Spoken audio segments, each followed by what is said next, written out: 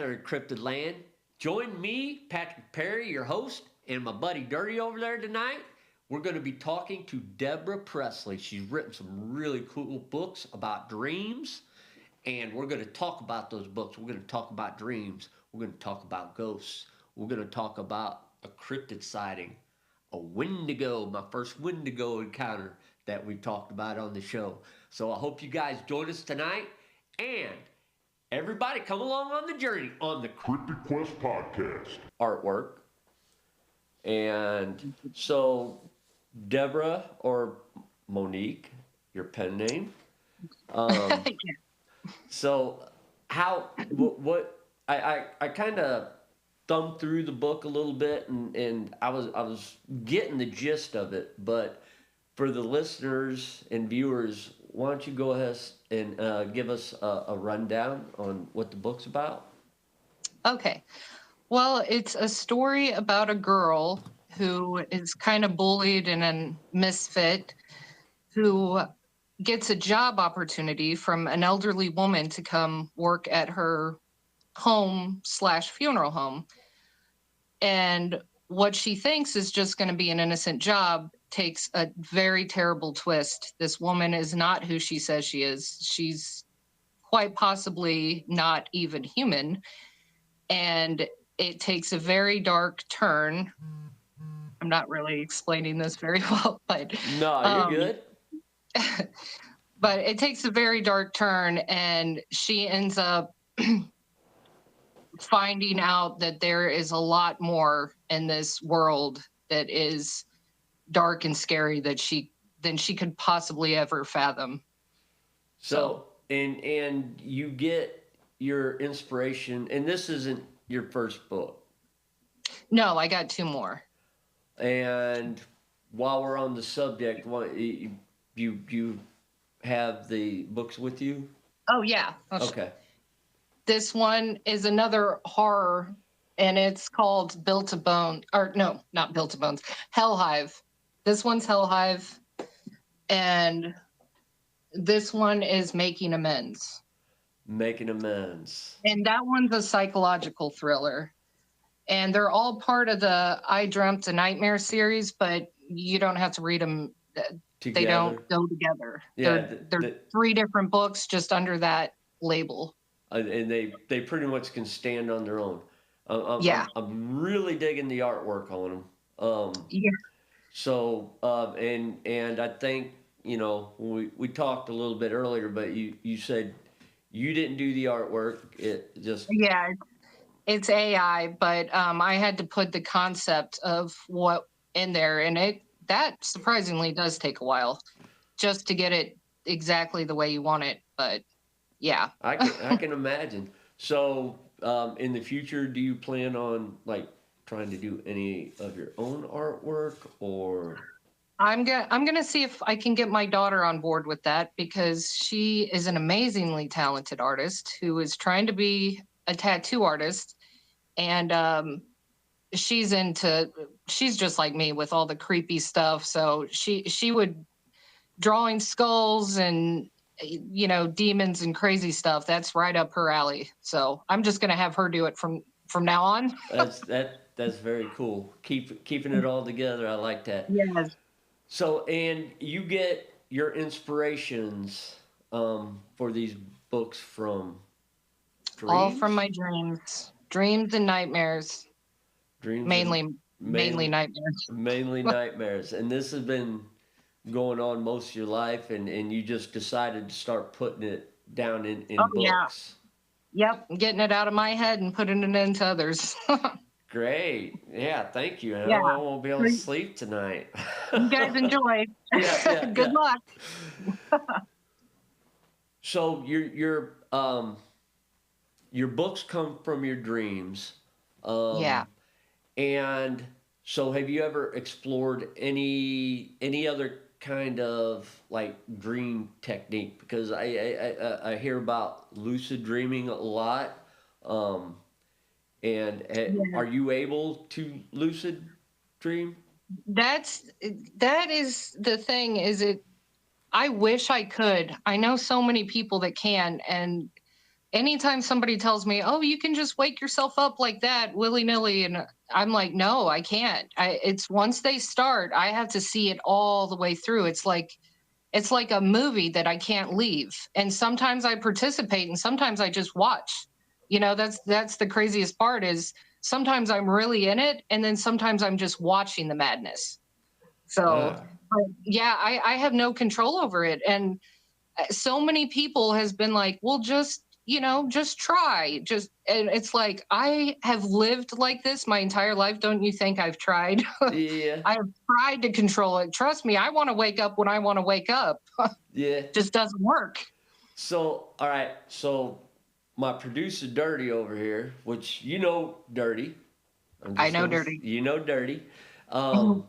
We actually, and I wanted to bring this up. I don't know if it was a lucid dream or not, but we talked about it one day, he and I, and he was trying to explain to me about lucid dreaming.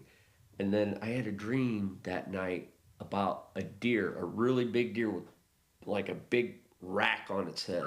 And it That is was so funny you say that because you just wait until my cryptid at the end. okay. Ooh, I'm excited. Yeah, Okay, all right. Now you got me excited. So yeah. it was chasing me around this house, and I just kept thinking to myself, if this thing catches me, it's going to kill me with them horns. It's going to just kill me. Yeah. And so I ran around to a porch, and I'm like trying to hide from it. And I don't know why I didn't go in the house, but I stayed on the porch. and then it came around, and then I'm like, I remember in the dream, I'm like, oh my God, I wish it didn't have horns. I wouldn't be so scared. And the horns fell off. Wow. So I know, and I Like remember you made telling, that happen? huh? Like you made that happen? Yeah, I didn't think about it till like the next day because I know him and I were talking about lucid dreams, and he said you can control it, and I felt endangered by the horns, Oh, wow. and I was like, I wish it didn't have horns, and the horns just fell off. Oh my god. So I don't know if that was a lucid Well, dream or I mean, that kind of sounds like, like how it would work, kind of dismantling the thing a bit. yeah. So I don't know. So, anyways, that was my little dream story. I don't have a whole lot of dream stories, but so so when it comes to your dreams, you is there anything else that happens besides lucid dreaming? Well, I have had to deal with the sleep paralysis that sometimes it turns into astral projection, sometimes it doesn't. And if you're just left there with the sleep paralysis, you are terrified. There's no moving. The only thing you can do is blink. You can't move your arms, legs, nothing. And I mean, it's just some people will say they have like demons that they can see like setting on their chest or something because you feel that weight. I hadn't seen anything like that in that situation, but it's just the not being able to move. But when you astral project, you can get up out of your body and look down and like see yourself laying there. And I do have this is one of the craziest stories I have by far is my daughter. I seen her actual spirit one night. I went into her room, and when I flipped the light on, she was setting up. It wasn't her. You could see right through her, and she just went whoop right back into her body. No And doubt. it's so crazy. It sent just shivers up my spine. I said, "What did I just witness?" It was like I interrupted her from her spirit trying to go travel, because there is a theory about when you go to sleep, your spirit leaves so it can go, play while your body rests kind of thing. And if that's the case, my spirit is crazy because out having all kinds of adventures, but Yeah, to see her go back into her body, I've that was wild. that is That I'll never forget that. That is And she was wild. little. She was about 8 years old, I think, at the time. Oh wow. So and then you say you've astral projected also. Yeah, And yeah. what's that like? It's it's a very lightweight feeling. You still you don't like float off or anything, or I didn't at least. I was still using my legs, but basically you just I took off and started walking to a cemetery. Why I don't know. I picked the cemetery, but yeah, it was crazy. I knew my body was back there, and something told me that if I wanted to, I can get back to it. But I was kind of having fun exploring. So and then I think I've heard this term before. Silver cord, is that Yeah, it? the silver cord. To where you can your spirit can leave your body, but that keeps you connected. But if Right. It's like that's a bungee, almost like a bungee cord. You feel the pull, like, so you don't want to, it's almost like you can tell if you went too far and you feel okay. tug, you So know? something I've heard about the silver cord though, I've heard that if that cord gets cut when you're outside your body, boom, that's it. Yeah, Is I've that heard that too. okay? That's a terrifying thought. And that really is. That is a terrifying thought. But then again, I think sleep paralysis is way high up on my list of I don't think I'd want to experience that. No, I wouldn't, I don't think I'd wish that on my worst enemy. That you feel like you're dying and you feel like you can't scream out to Oh, ask for help or anything, you know? You're just laying there helpless. And so helpless is not a fun feeling. no, never, never is. So actually, you're the second person I've talked to in person that I know. Well, I don't. We just met, but Yeah. personally, and Dirty over here knows the other person that told me that they had sleep paralysis. It was Mike. Mike, Oh. one of our.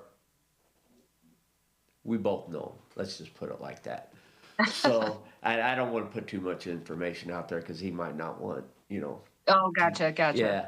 But because of course I do this podcast and things like this come up all the time, and I just mentioned to him one day, and he said it, and he explained it like you did. He's like, you laying there and there's nothing you can do, and you just want somebody to wake you up or get you out of it. Oh, yeah, you start screaming in your own mind. You're like, wake up. Or you start screaming for somebody else, but your mouth's not moving. No words are coming out. Wow. Yeah. No. I'll pass. Yeah. so Yeah, it's awful. so you've got a lot of scary dreams. Um, are there any experiences in your life that have been scary, like your dreams, that you think maybe that put Oh, you yeah. on this path? You mind sharing any of them or? Yeah. Okay. Okay. So when I was little, 5 or 6, I lived in Andale, Kansas, in this bank building.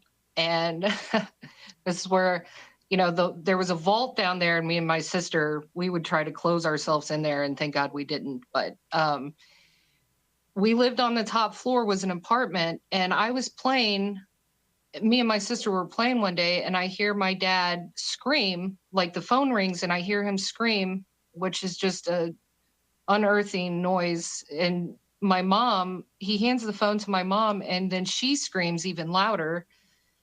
And it was terrifying. We had no idea what was going on, but my mom had just learned that her sister was murdered in Las Vegas. And so we piled in the car and we drove back up to Missouri to be with my grandparents. And the incident that kickstarted everything in my life, that I think is from the moment that phone call happened. Well, I mean, it could have happened. Anything could have happened before that, but that's where my memories really starts of where all this starts.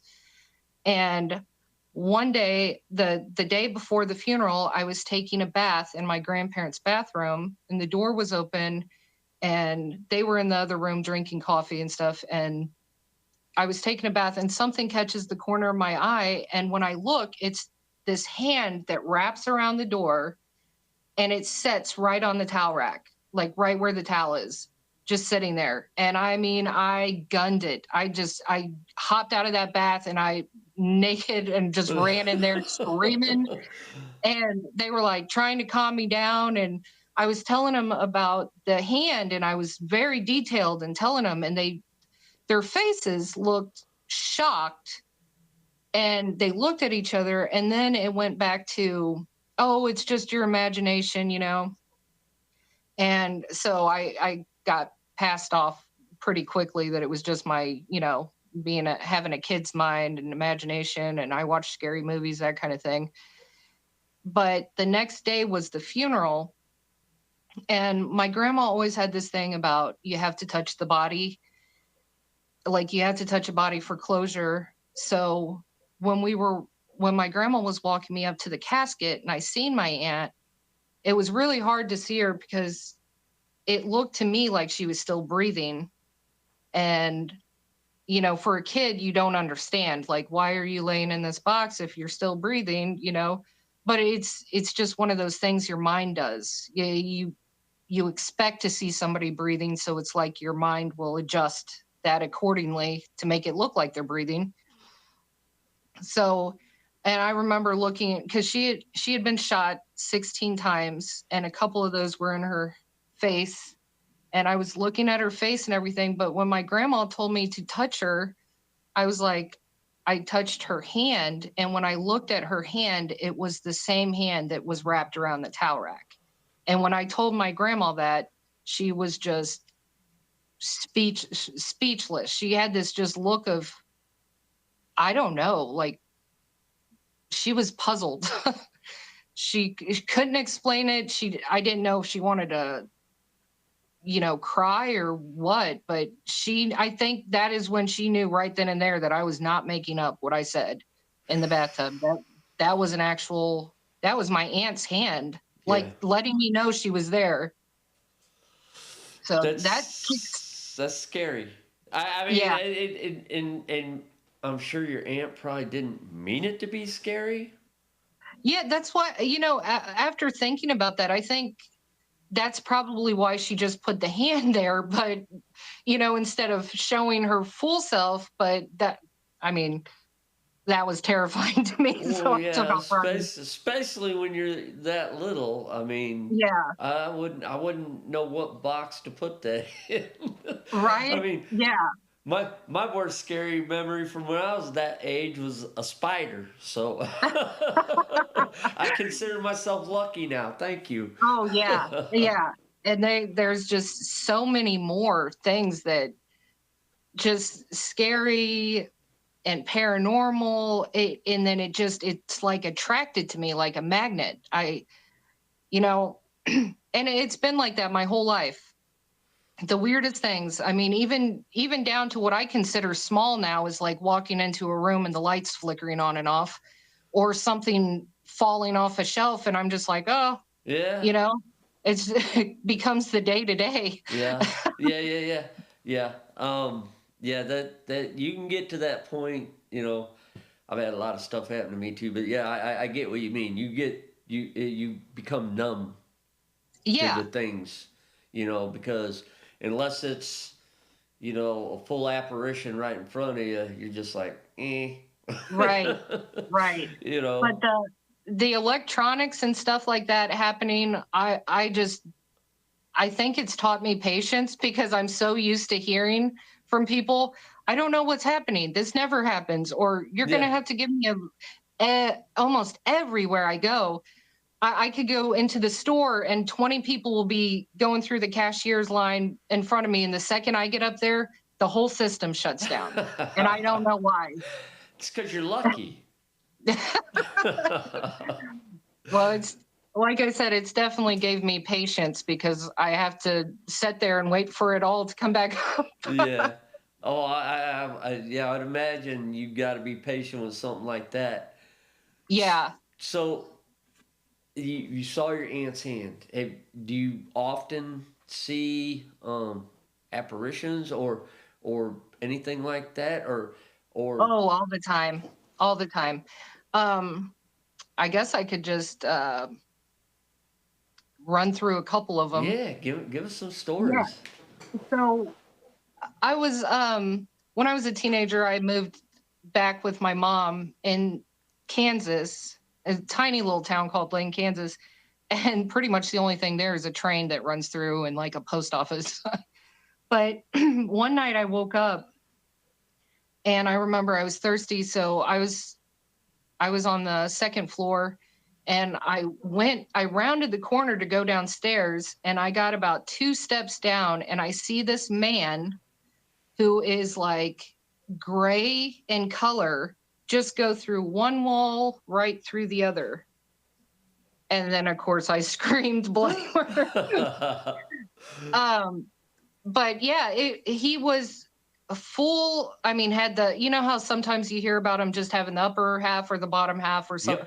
Yep. He full form, paid no attention to me, no attention at all. He was on a mission and just walked through the house like he was like walking to work or something. Like just I didn't even know what to think of it. You could see right through him, but he was solid enough to see all the features and had this grayish hue to him. And I was that was the first time I seen a full-bodied one. But yeah, stuff like that has happened to me my entire life. Just I don't know that I envy you on that. yeah, not a lot of people, yeah, not a lot of people do. So But I think somebody like people like us, well, even people like you know, with the Bigfoot and everything like that, it's once you get a taste of that experience, you start noticing that that stuff is like drawn to you. yeah, It starts coming to you, and you're pulled to it.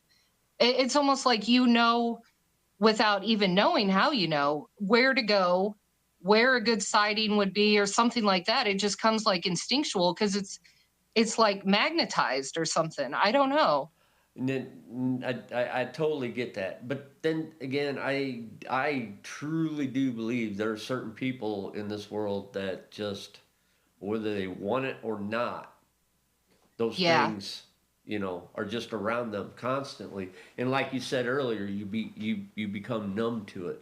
yeah, Unless it's something just way spectacular, right. a certain thing that would send somebody else running and screaming. You're just like, eh, you know. Exactly. Yeah, exactly. Eh, Like it the happens too Bible, the often. Bible just caught on fire. Here, let me go get a cup of water and pour it on Right. it. You're like, oh, just pour that right over there. Yeah, come on. All right. So, But but it has opened me up in ways to where I actually can help people. I've actually helped quite a few people just hearing and sensing and knowing things. I don't know how. I don't know how I know them. I just know them, and then I know them to be fact, and then I tell them whatever I hear or see. And this by no means is something that, I mean, it's not like you can always be right or something like that. And if anybody says, like if you've ever talked to a psychic or something and they're always right, that don't trust anybody that says anything like that, because not only is that is not true, you also never know when it's going to pop up. Sometimes I could be, you know, uh, it will just pop up out of nowhere. And it's like I have to say it or I have to get it out, or otherwise it's like an irritating scratch that you just can't reach. You have to tell somebody, or you'll walk by somebody and you'll just know that their grandma's like trying to tell them, and you'll be like, I'm not going to say anything, that's weird, I'm in the store or something. But you have to. It's like yeah, if you don't get that itch scratched. And but I've actually I've helped find a couple missing people. That was pretty exciting. Oh wow, let's hear about that. Yeah. The first one was I was in this group of, like psychic, paranormal, stuff like that. I was in this group that I got into about 5, 6 years ago or something. And somebody was talking about their teenager, like 14, 15, went missing. And ironically, now that I think about it, the other one was a teenager too. But she had said something and she put a picture up of him. And the second she put the picture up, I was like, white picket fence, trailer, 6 miles out of town. Bam. I don't know how. It's, I didn't even, like, I seen his face and that's what I heard. I didn't, And when I told her that, she goes, oh, I know exactly whose house that is. And she went out and got him and then told me later, she said, thank you so much. Like, I described the trailer. I said, it's white with green trim, white fence around, there's like a truck in the driveway. I seen it all clear as day. Oh wow. Just from looking at that kid's picture. And that's how I do readings is people will send me, I'll ask them to send me a picture because that's all I need. Doesn't matter what you need a reading for. I just need the picture, like a picture of that person that I'm doing the reading for. So when you say reading, what does that all entail? Well, I use divination tools as in like tarot or dowsing rods or something like that to get started. Once you get started though, you can just pass those things aside and then it just flows out. And then I just can't write it down fast enough. And in fact, sometimes I write so fast the letters overlayer, the sentence will just overlayer another sentence and it's hard to read because they'll tell me so much stuff at one time and I'm like, hold on. Man, I'm seriously impressed with what you got going on, but I don't know that I'd want it. I mean, it sounds like a gift, but no, I know what you mean. Trust me, it's exhausting. You can't shut it off, and when you do think that you kind of have it mellowed out, it's almost like it pushes back harder. Like, don't you dare try to block this out. It's only going to then it almost like manifests itself. Then that's when stuff starts falling over and, it's like somebody's trying to get your attention, like, wake up, wake up. Yeah, like the energy around you's so strong that it's going other places to try and get. Exactly. Wow. Yeah, and the other boy that I found, it was real. He had been missing for a week, and his family was just, and this was an actual friend of mine. She had gotten a hold of me, and she's like, "Can you please? This is my nephew. Can you please try to pick up anything on him?" And I'm like, "Yeah, I'll do my best." And I was getting so frustrated because the only thing I kept hearing was Cherry Hill, and I was like, Cherry Hill. I was like, is that a street? And it just played over and over in my head. And I told her that, and I'm like, I'm sorry, but this is all I can. I don't know if it's a street or an apartment or something, but it's Cherry Hill is where he's at, and it's in St. Louis. And she goes, oh, like, oh my God, let me look this up. And that is where they found him, at these Cherry Hill apartments in like St. Louis. Oh wow. So in both these cases, they were found alive? Yes. Oh, good. Both alive. Yeah, they were both alive. All good. Oh, yeah. Good. Well, and what's crazy though, I do got to mention this part. It is so much harder for me to pick up. So I was surprised that I could even do that those 2 times because I'm more apt to be able to tell you where a body is located than I am to tell you where a live person is located. Because I've told people where bodies are too. Hey, Dirty, if I ever end up missing, you call this lady. I got you. So you've actually had pointed out bodies too? Yep. it was like another one of those groups that I had gotten into, and I don't know why this sounds so cliche, why people tend to put people by bodies of water, but this guy I felt was half in water and half out, and his body was half in the creek and half out of it when they found him. Oh my gosh. So it's Yeah, it's got to be rough. I mean, it is, and like I said, if I don't say this, that itch doesn't get scratched, and it will just it almost messes with you mentally. Like you'll start going a little like that's all you can think about until you say it. You say something, you get it out of your system. Oof. Oof. Man, oh man. Yeah. I really do believe what you have is a gift, but I don't think I would want that gift. I know. I'm not trying to be a jerk. I'm just saying. No, I get it. I get it. Understandably so. I've just lived with it so long. I don't know what I would do without it. Oh, sorry. My Alexis is going off. Oh, you're fine. There you go with the electronics. Yeah. It's like, it's time to give you guys some technical difficulties. Right? Exactly. Oh, there goes Dirty with his. Can you hear that? Wah, wah. Yeah. He's good on the button. He's good on the button. Oh, my niece told me if I was going to be on here that I did have to share this one story with you guys. Oh, definitely. It's so I also do, I'll go out and like bless houses, and I don't know if you know this, but I'm a minister as well. And I'll go out and like bless houses and Yeah, I think Dirty told me that. Yeah. Not a religious one. I'm just spiritual. Okay. There's a big difference to me. But so my niece moved into this place, and it was out in the country, and she was having these feelings of something being around, and she wanted me to come out and bless the place. So, I got all my little kit that I carry with me with like sage and Paleo Santo and black salt and oil. And I went out there, and I was going through, and I really didn't pick up on too much.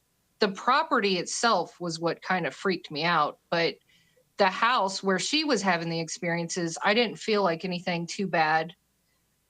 And then they had this like slave quarter thing where that is where a lot of energy was. But it wasn't until I got to the barn, and she was trying to make sure, she's like, did anybody die here? And I'm like, I'm not picking up on anything like that. But when we reached the barn, I could tell a major assault had happened in there. Not anybody died, but just somebody it was a terrorizing feeling. And I explained that to her, and I said, somebody was very much assaulted in the worst way in this barn. And she goes, oh my God, really? So I finished blessing it. And 3 days later, she called and told me that somebody was indeed assaulted in the worst way in that barn. And she was so freaked out about it because I had explained it the exact way that the guy explained it to her, the neighbor. And she was just like, you got to bring that story up because it's crazy how you did that. Wow. You pick up on energy. Like, I don't know. I would never know how to teach that to somebody, how to pick up on. I don't think that's something you can teach. I think you either have it or you don't. And I think there's probably different levels of it. Because I think you're right. I've been, I pay attention to a lot of this stuff, and I'm into all of it.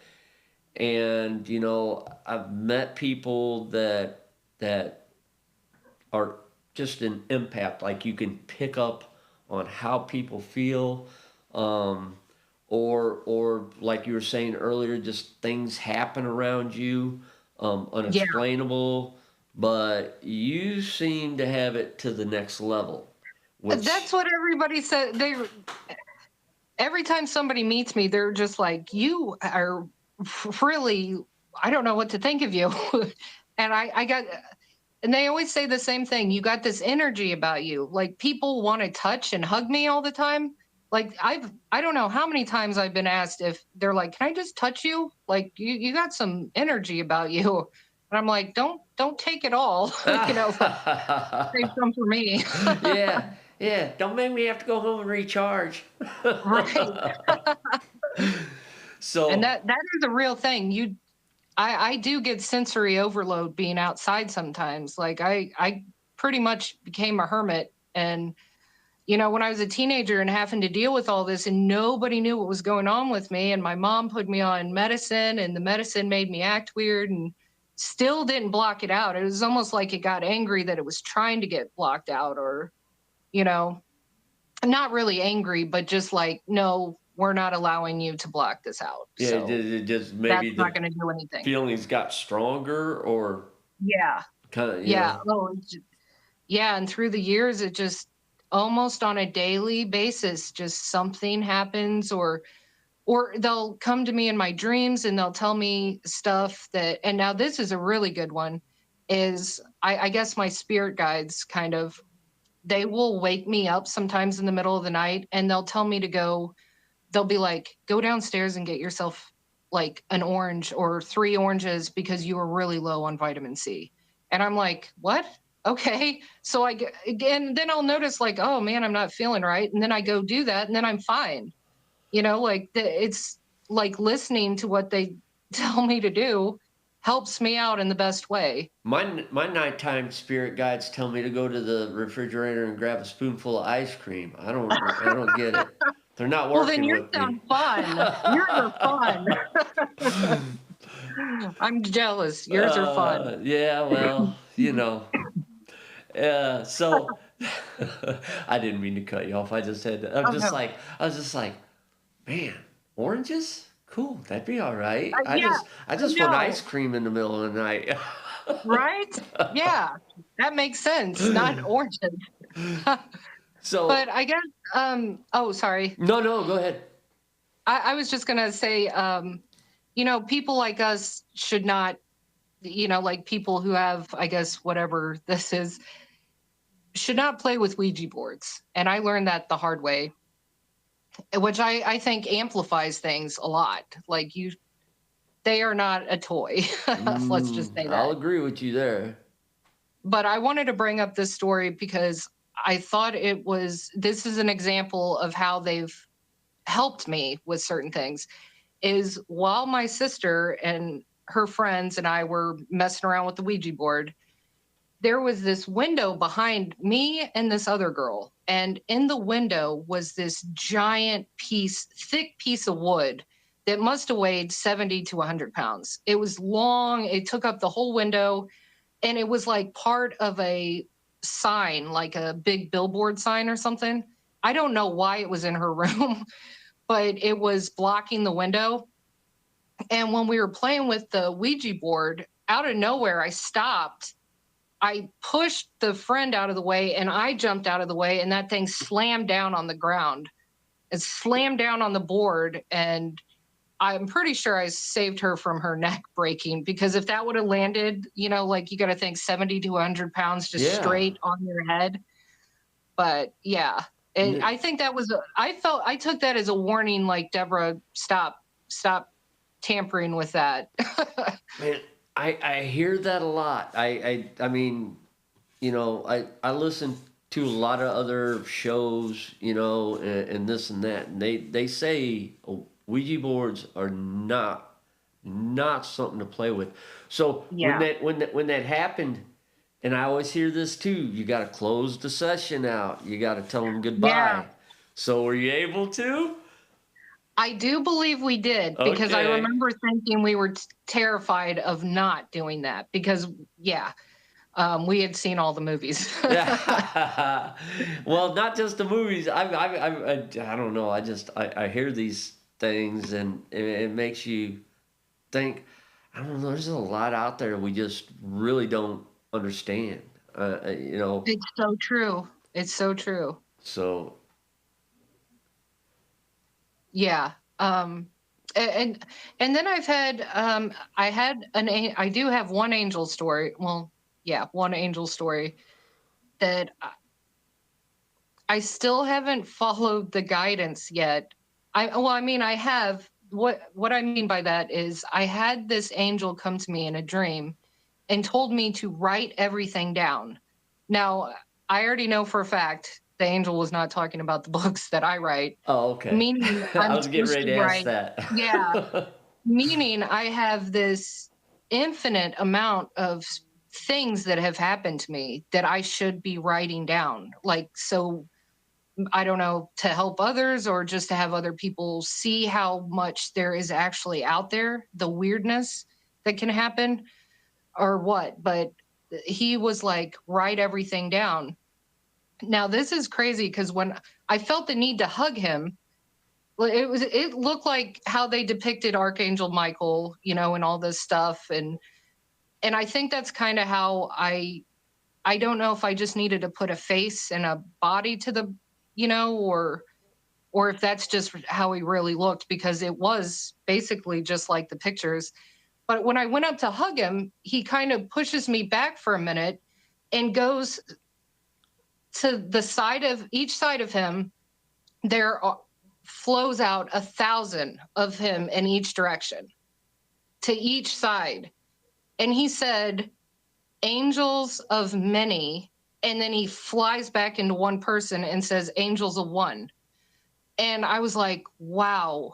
And when he said that, it made me know that he was explaining to me almost telepathically, because his mouth wasn't moving, that you can, that they are all around you. They can be anywhere at any moment, at any time.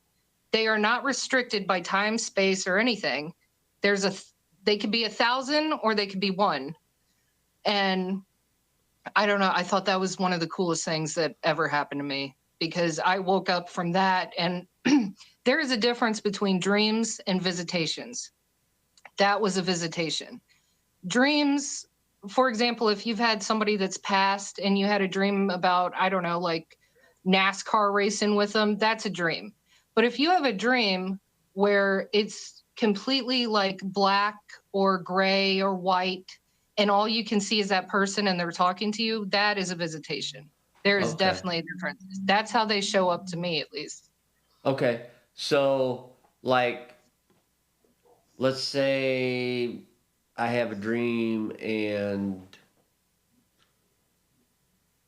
I'm just on my, let's say, for example, I'm on my mom's front porch, um, and she's passed, and she's talking, and we're talking. That's more of just a dream, That or, would be a visitation. oh, That that would would, be more of a visitation. That okay, would be her visit. And you'll know the difference. This is how you'll know the difference, is because the feeling that you get, you you tie emotion to it. You're like, you either want to cry, you want yeah, to hug them, you just don't want to leave them. You wake up feeling different. yeah, Now, if it's a dream, you're just like, oh, that was kind of funny, or that was weird. But when it's like a visitation, you wake up feeling like you just held them, or you just talked to them. okay. Like you actually feel comforted, when you wake up. Yeah, yeah, yeah. Okay, because that's how I felt after, Yeah, and it's not just been my mom. I've had them, different people. But yeah. But okay, you all feel that right, comfort, right? good. That's the Now visitation. you just made me feel better because I'm like, it wasn't dark. I was on the front porch. Yeah, no, I guess I should have elaborated. Like for me, that's how they show up for me. But it's if what I mean by, if they show up in some silly form that doesn't make sense, or you can't focus on them. It's more Or focusing you're on. out go kart racing and oh, Yeah, there's mom in that go kart. No, exactly. Because it's not focusing on them. You guys I aren't got talking. You're you. not. Yeah, so there is a difference. All right, cool. So, do you have any more like spiritual or ghostly or uh any What I any got more? one. I got one more, but Okay. I know your bread and butter is the cryptid stuff, so I want Yeah. to get to that. So I do have to tell you, my father passed away back in 2000 2002, I believe. So he's been gone a very long time. And this happened about 4 years ago. I went to the cemetery where we had, you know, I know it's weird to like put his ashes in a cemetery. Like that's where we released his ashes, was in the F section of the cemetery because his last name was Fisher. But that's what we did.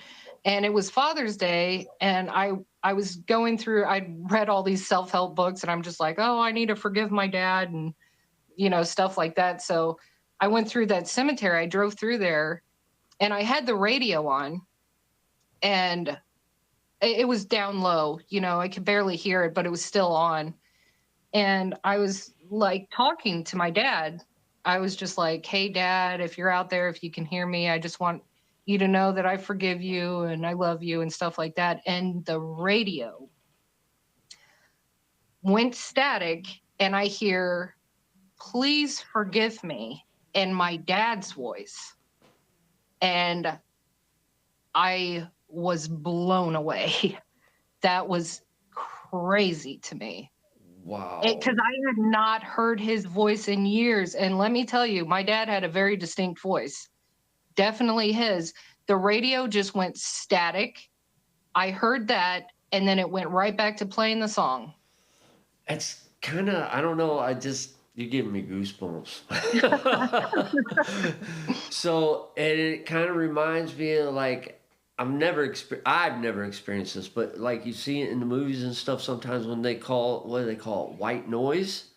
Yeah, And then, white noise. And then spirits can speak through that? They use that. They use all kinds of instruments to, I've you know. never heard about it with the radio though. That's so cool. Yeah. And neither had I. Like that was my first experience with something like that. Wow. It was pretty mind blowing. Wow.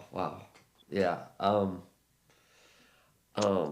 don't know what I'd have done in that situation. probably wrecked. It definitely I don't think I might not have said anything for the rest of that day because I was just I was like, how? What box do I put this in? Yeah. I was like, that is definitely a first. Wow. All right, yeah, you blowing me away today. I can give you that much. You blow me away today. So I'm digging this. So I almost can't wait to hear your cryptid encounter. I know you say cryptids are my bread and butter. They are, but everything's my bread and butter, man. If it's strange and creepy, I want it. I've been watching the show and I've been noticing that you've been having a lot of more, paranormal-ish stuff too on here. So oh yeah, I'm loving that. Yeah, no, I love it too. I do too. And it's like, I like the paranormal. I like anything outside the box. Yeah. I'm tired of living inside the box. I want everything outside the box. I want to hear about it. So. But okay, so this story takes place in the state park. I don't know if Dirty has ever told you about Quiver River State Park. No, but I know of Quiver River.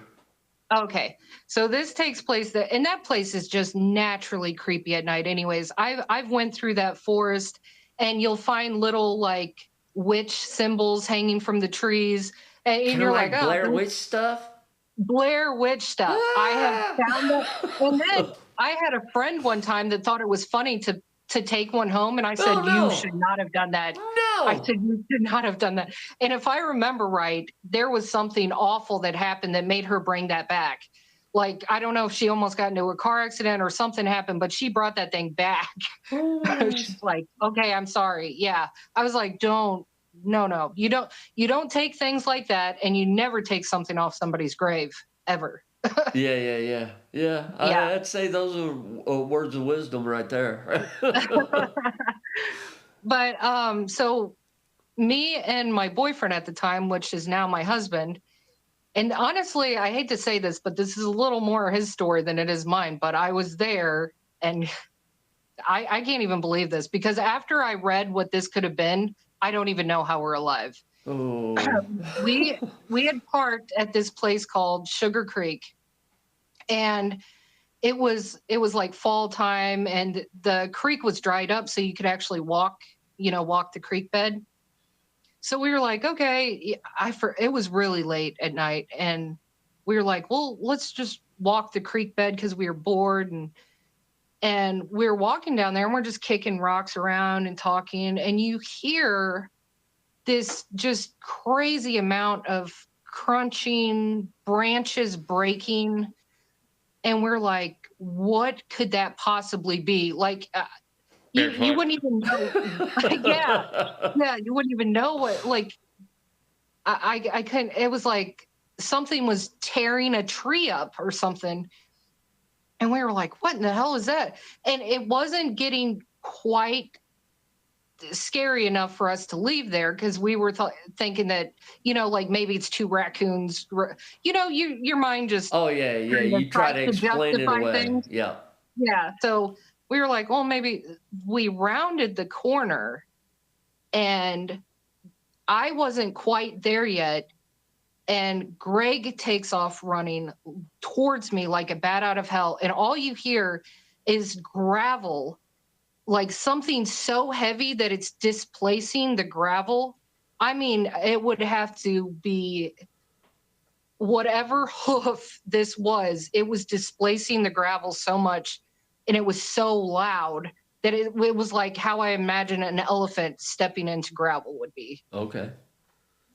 And he turns around and takes off running towards me, and he said he was like telling me it has horns, and I was like, oh my god, what he had seen was he thought it was a man at first, but it was way too tall. It was thin. It had horns, just huge horns. Goosebumps And it was again. it was making these noises, and it was crunching this, like just tearing a tree apart or something. Like it was nothing. And I don't know how the hell we got out of there, because when it took off running, and it took off running after us, you could hear just thump, thump. Like it was the strides of this thing was like, oh my, I don't know if it was like leaping or what, but it was like 7 foot. It was like, I don't know how we made it out of there. Holy cow. And it's just the graveling, shuffling around, and us panicking. And we made it back to the car, and he's trying to catch his breath, and he's telling me about this, like its face, and it's these antlers were ginormous. And he said it was like 7-8 foot tall. And then I learned what a Wendigo was. That's what I was wondering, if it was. And once I read about that, I don't know, because of how fast it was chasing us, I don't know how we got out of there. I don't know if something else caught its attention, but there is no kind of fear like being chased by something that has a way longer stride than you and is just ripping through that gravel, ripping through trees. It was terrifying. So would he gave you some kind of a description of the face? He couldn't see the face as much as the horns, and the thing was standing like in almost like, like a fighting stance or something. Yeah. It was like sitting there, and it was heavy breathing. I remember hearing noises like grunting or some kind of weird noises with the trees breaking, and everything was not okay. That's what I remember. Everything was not okay. And he couldn't see the face, but he just kept saying that these horns, were, and even after we were driving off, you could still hear it down there. Oh, wow. Like it didn't just disappear or something. It was still like, I don't know if it had a mission or what it was doing, but we got the hell out of there. So, did he describe the horns? Did they look like? Well, when I showed him a picture of what a Wendigo looks like, there was a couple that didn't line up with what he said, and then he found one, and he said that one right there, and I was like, whew, because they were almost branch like, they looked. I got you. Not like Not like a Um, deer horns, but yeah, they went out and just, yeah, okay, like, okay. Yeah, oh, I've but seen. the size of it, the massive size to be pulling tree branches, like the thing would have had to been like 8, 9 feet tall. It was just insane. And the strides, that's what I remember scaring me the most, is because of how fast you could hear one foot touch and then the other foot would touch. And it's just the You, displacement of gravel was just, I was like, oh my God. and you could probably hear with each step, it's how close it's getting to you. I would imagine. Yeah. Yeah. So That and when I read about like the Wendigo and how they're like this cannibalistic and they're, like I was just like, how did we even get out of there?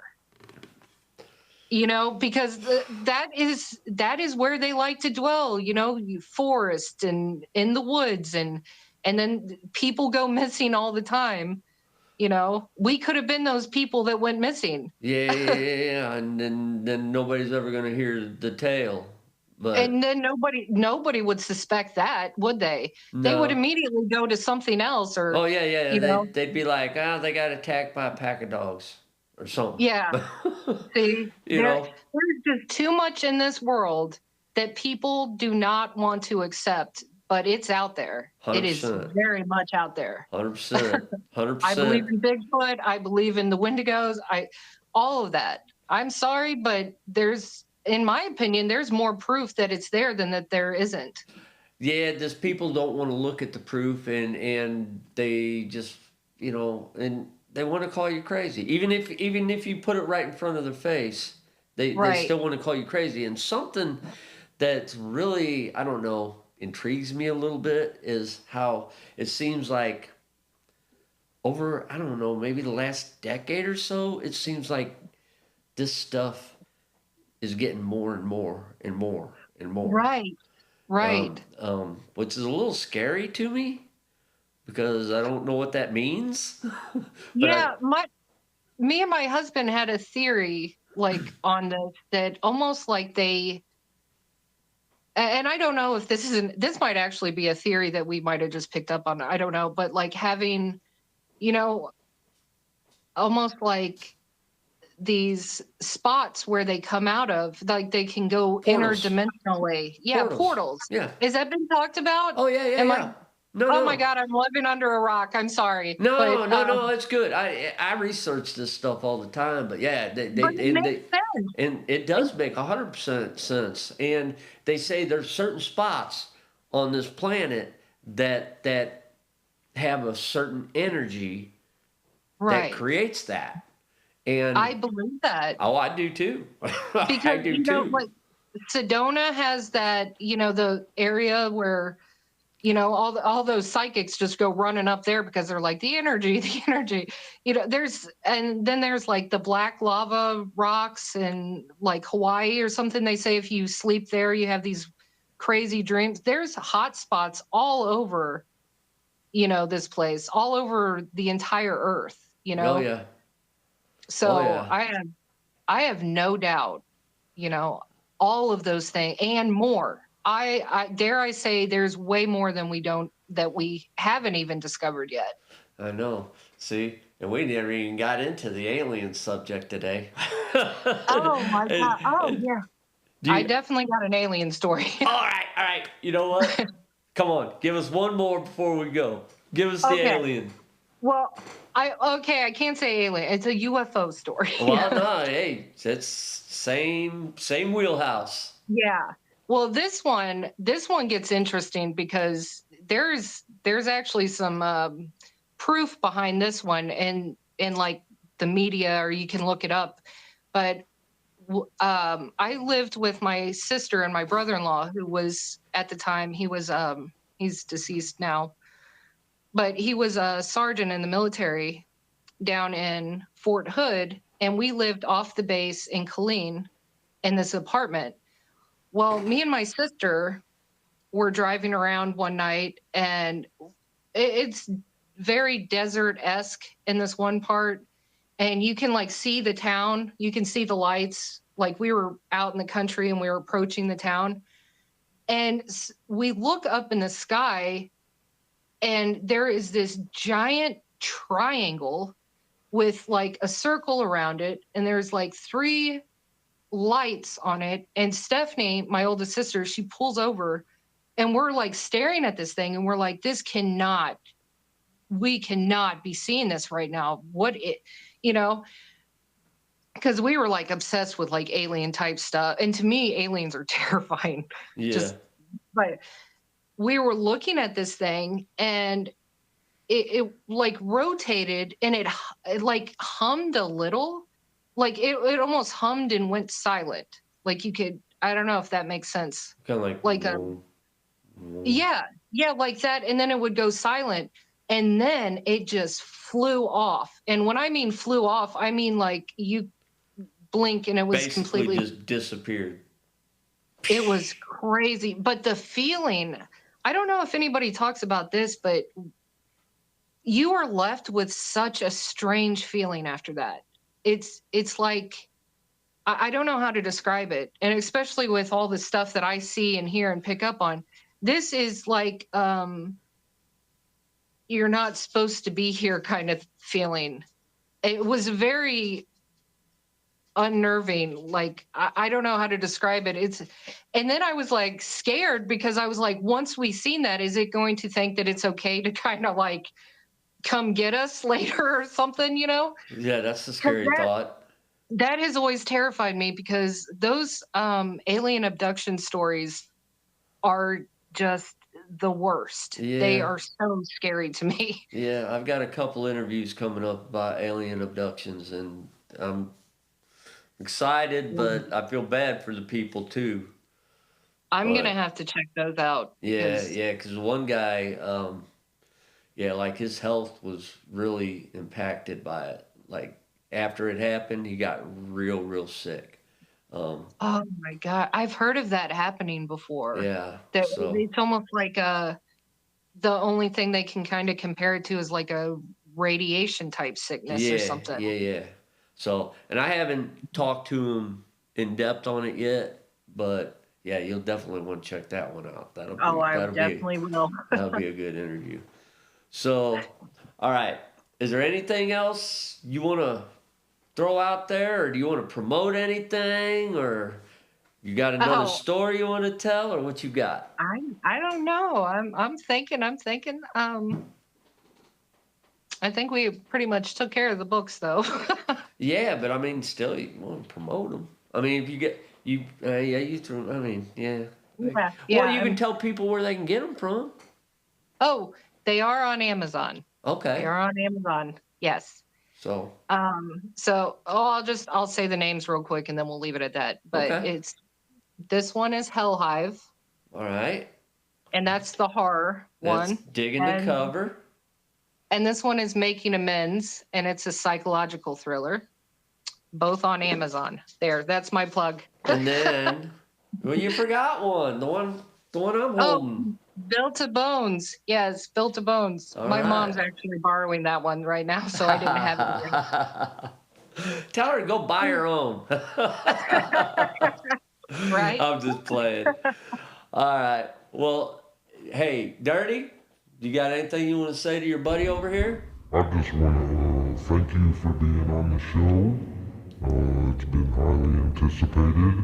And I'll get back with you real soon. Oh, thank you. Thank you. Thanks for having me, guys. This has been awesome. He gets me creeped out when he does his monster voice.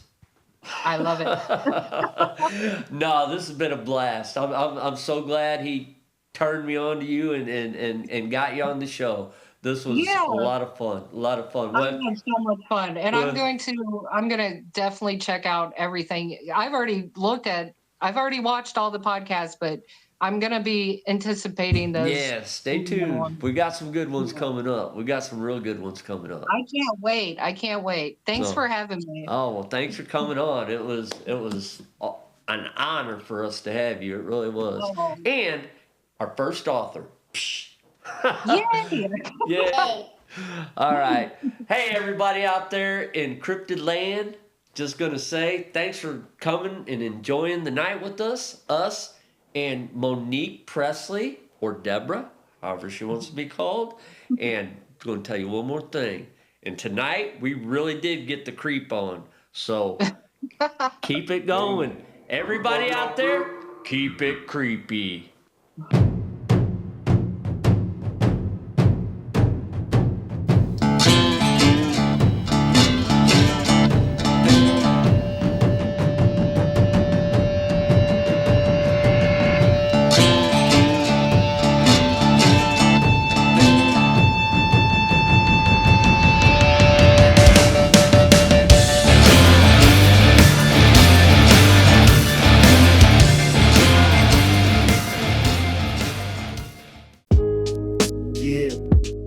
Out in the woods where the shadows creep, I'm trying to find the legend that the people keep.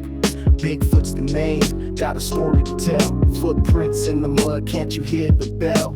Whispers in the night, can you feel that chill? Bigfoot on the run, he's a legend, keep it real. Bigfoot, yeah, he's the talk of the town. Creeping through the trees, never wearing a frown. Legend of the forest, he's got a big stride. As the trap beats thump, you know he's got pride.